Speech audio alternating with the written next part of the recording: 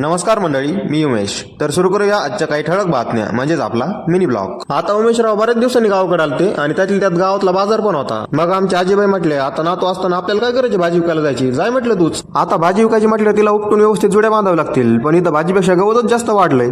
म्हटलं आपण काय करू, भाजी एका बाजूला एका टोपल्यात घेऊ आणि गवत दुसऱ्या बाजूला गोळा करून घेऊ. भाजी तर विकन म्हटलं बाजारात, पण गवत आमची सकोबाई घेईन ना खाऊन. आता भाजीची प्रत्येक जोडी एका साईजची लागते. मग आजीला काय म्हटलं, तू काय कर, जुड्या जोडून यायचं काम कर, मी आपलं साधा जोडी बांधून घ्यायचं काम करतो. त्यात लहान मोठ्या जुड्या झाल्याच माझ्याकडून. आजी तर म्हणाली, तू काय जाऊ नको भाजी विकायला, येशील उदार वाटप करून. बरं ते जाऊ द्या, मेथीची भाजी कसं काय हिरवीगार लसलशीत.